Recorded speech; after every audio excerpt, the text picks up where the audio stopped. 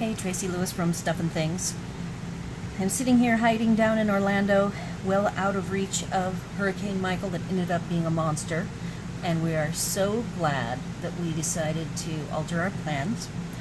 It is still off and on stormy here. We had some thunder and lightning and pouring down rain, and then clouds. It hasn't been sunny at all today, but that's all right. And I am working on the rest of my blog hops. I'm doing a fall theme card using Wishing You Well, and I had some ribbon that I bought in the lightest color possible.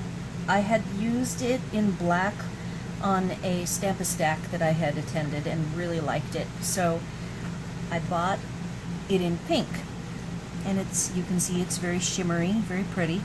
So I decided I wanted to use it on the card that I was going to make, and I had an idea on the color scheme, but I didn't know how the pink with the alcohol marker, I'm using the blends in this case, so I kind of got carried away knowing that I'm stuck inside all day, and I created the same sample sets or indexes that I created for my crinkle ribbon.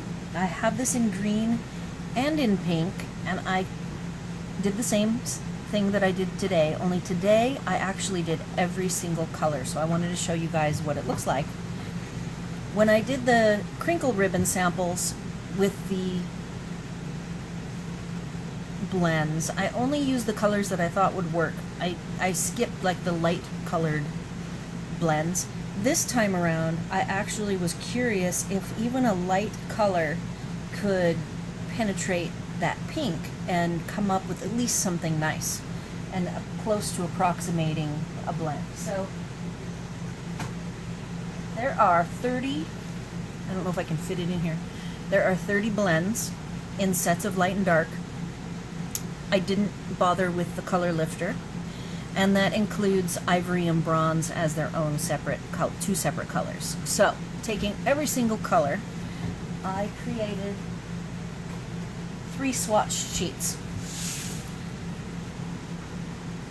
I started out with the swatch sheet, so this has 10 colors, and I grabbed my Mary Merlot, and my goal was to match as close as I could to the Merlot, because Mary Merlot is not a color that there's a blend pen for.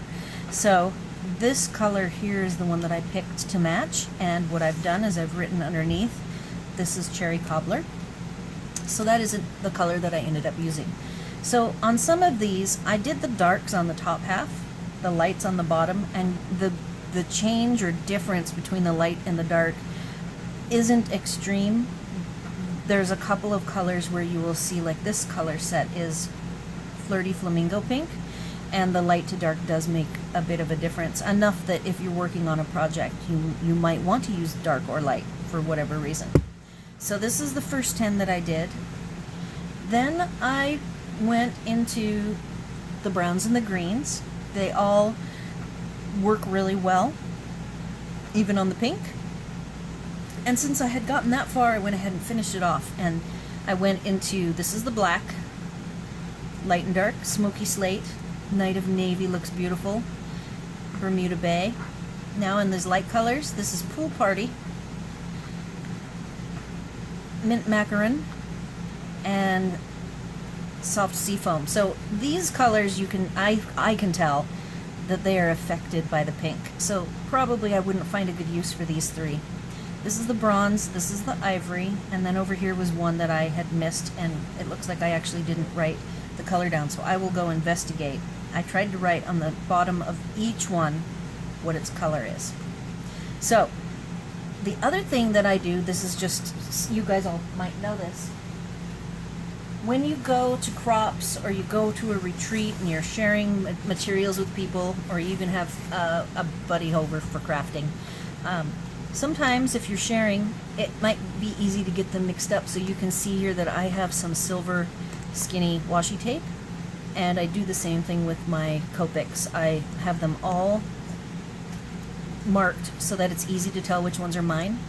And I will say that the other thing I did today, I had my original blends from January, and then they were all marked as mine, and the new ones that I had gotten in June when they became available, the second set, as well as the holiday ones, had not been labeled as mine. So I spent the time to label those today. Today was definitely a organization day.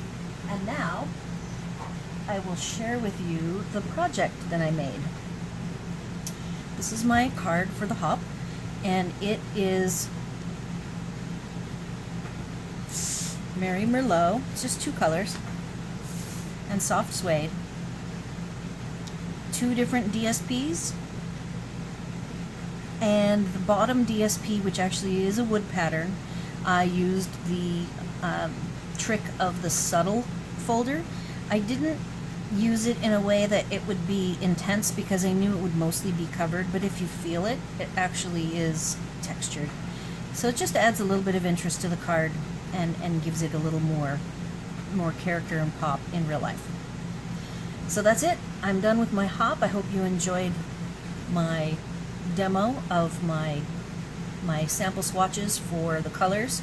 I still have people, when I comment on a video that I have colored my ribbon, either using the Many Marvelous markers, which are dye inks, or using the blends, I will get somebody who says, I can't believe that you did that, and I can't believe it worked. What a wonderful idea. So I just am going to keep on promoting to people to color their ribbons so that you can get more use out of your ribbon, and pretty much use any ribbon on any project. As long as you get a light colored ribbon, you can color it with either of the markers and really stretch the use of it.